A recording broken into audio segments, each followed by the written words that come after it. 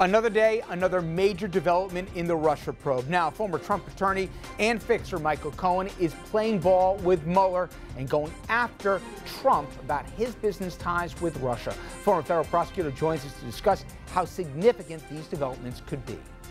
Also, former Assistant Secretary of State P.J. Crowley weighs in on Trump's handling of the Saudis, the Russians, and other hotspots around the globe. Then we'll pivot to politics with ABC News political director Rick Klein, a GOP revolt against Trump, a possible government shutdown, and more. Good evening and welcome to RFL. I'm Richard French. We'll also get into some of the major infrastructure potential developments in our area tonight in a packed hour. But we start again tonight, where else but the Russia probe.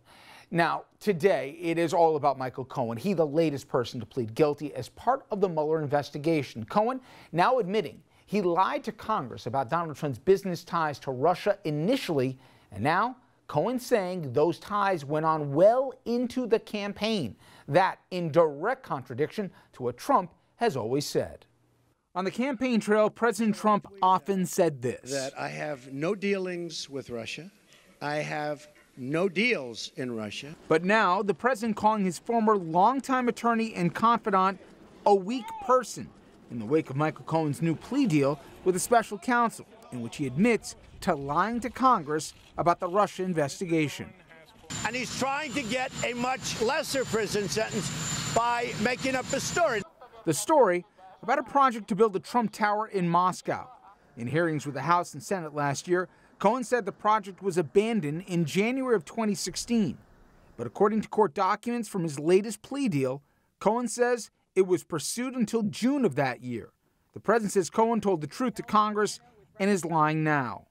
Take a look at what he wrote in, I think, January. He has a written statement, and that's the fact. Senators from the president's own party responding, well, you shouldn't lie to Congress, especially under oath. And Democrat Mark Warner, the co-chair of the Senate Intelligence Committee.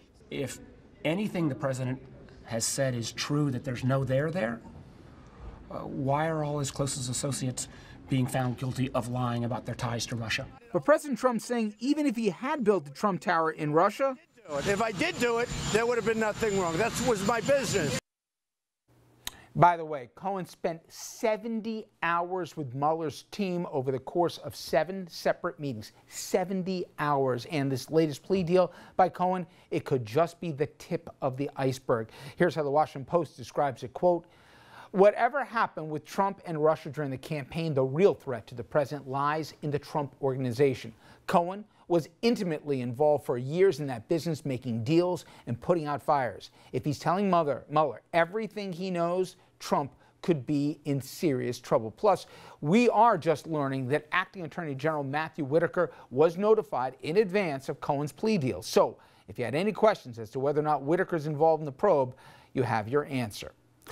Joining us now to discuss this and a whole lot more, former federal prosecutor Roland Riopel. And, a lot of people have talked about this almost being like a mafia case with a criminal family, a criminal enterprise. And I remember a line, one of the famous ones, every time I'm out, they keep dragging me back in. I keep feeling that way about you, and I keep dragging you back in our studio with these developments. But it sure feels like Mueller's closing in. Talk about the significance, Roland, of today's developments.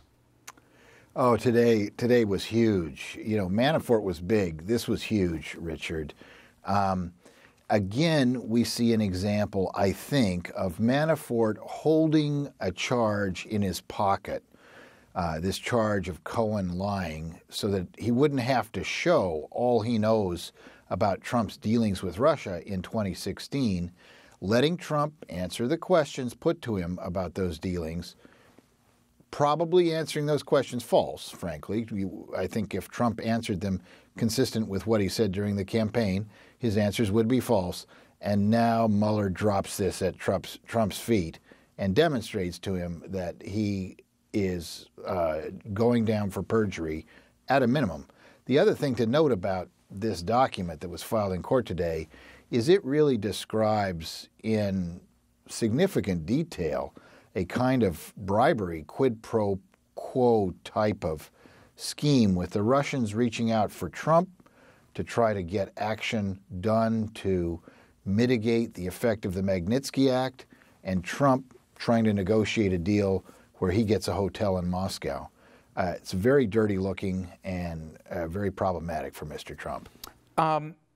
It seems like today, and you can explain for the legal side of it, this was about motive, where we were trying to see why certain actions were taken. I've maintained for the better part of 2.5 years, it never felt right that a person, whether it be as a candidate or as a president, who will attack anyone, including members of his own administration, of his own political party, the only person that was off limits was Putin. And after that embarrassing display in Helsinki, it only confirmed what many already believed. To that end, you got a window, and we don't believe, I don't think, with 70 hours of testimony, and we only have a fraction of what we learned today, that it's limited to just what happened between January and June, that we're getting an idea why maybe Trump did this, why they may have changed even the platform at the Republican National Convention relating to the Russians and Ukrainians and so much more. It was about why today, wasn't it? Yes, it was. And this is this shows that the Russians compromised Trump during the campaign. The meeting in June was trouble. These communications described in this information that was filed against Mr. Cohen are deeply troubling. The Russians knew they could embarrass Trump and humiliate him and effectively control him with that threat. And I think this explains why his behavior toward Vladimir Putin has been so craven. I want to remind the audience what the president said his red line would be regarding the Mueller probe, and if it went outside what he believed were the four corners. Mueller was looking at your finances, your family's finances, unrelated to Russia. Is that a red line? Would that be a breach of what his actual I would say yes. Yeah, I would say yes. This today makes it clear Cohen, and who knows who else, but for 70 hours was talking about the Trump organization. For those who've covered it, they believe you just scratch under the surface, you very well are going to find rampant criminality. Today, we learned this is about the Trump organization and what was going on behind closed doors, not just about a meeting with the Russians, but also the financial dealings. Talk about the Trump organization is now a major player here as well. Oh, yes. I mean, you know, and somebody whose name does not come up in the indictment, Alan Weisselberg, is probably confirming most or everything that Michael Cohen is disclosing to Mr. Mueller. Other persons within the organization probably are also confirming much of this. It's clear the allegations are very detailed and supported by documents.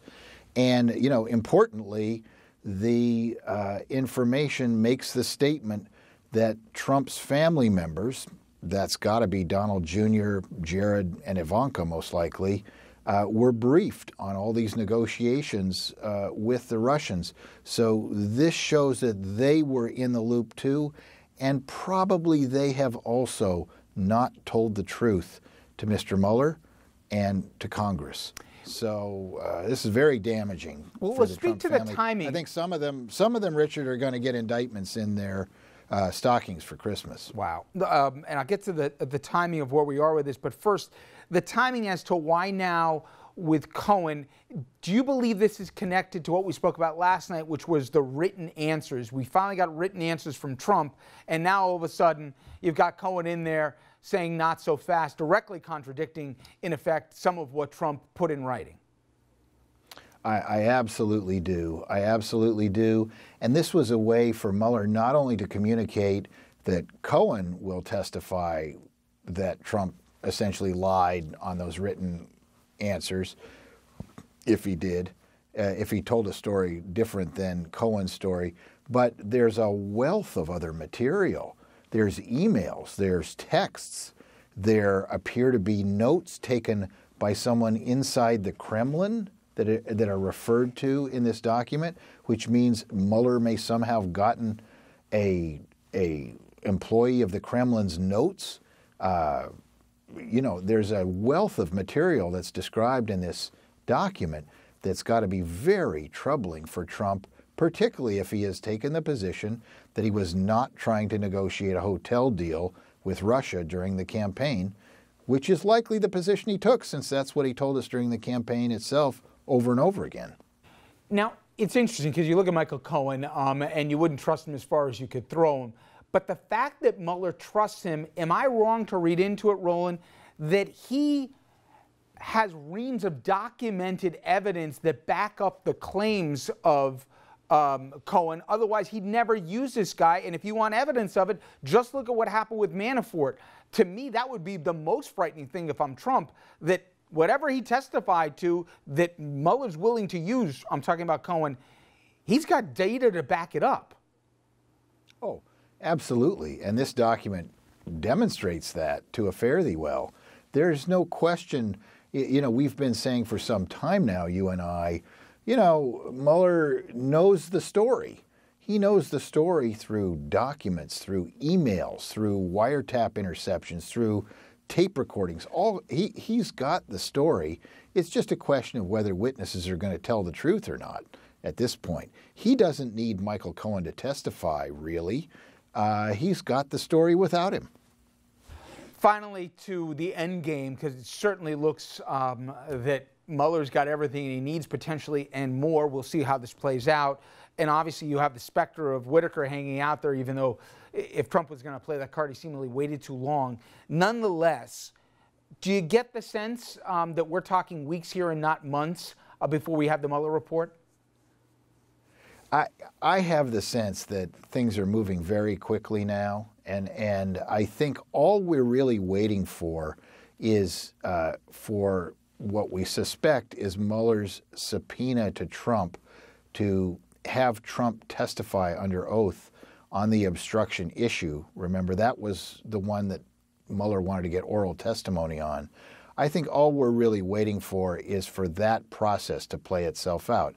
I suspect what will happen is during the next 4 to 6 weeks, that subpoena will be confirmed by the court system.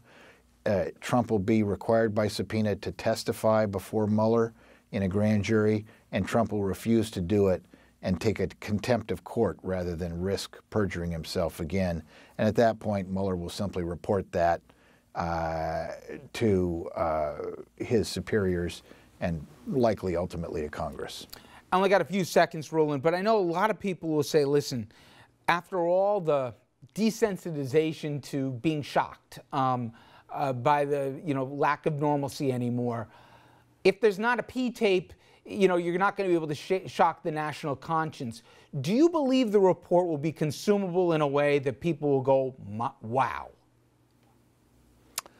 I think it probably will, and I think it will be so broadly disseminated through the news media because it's going to dominate the news for some time period, I think, that, ordinary people, even if they don't read the report, will get the message. Roland, to be continued. Thank you so much. I appreciate it. Thank you, Richard. And coming up next, as President Trump goes to Argentina to meet with world leaders for the G20 summit, there are tons of questions and controversies, many of his own making. An expert on diplomacy, intelligence, and foreign affairs, he'll join us next. PJ Crowley, he weighs in.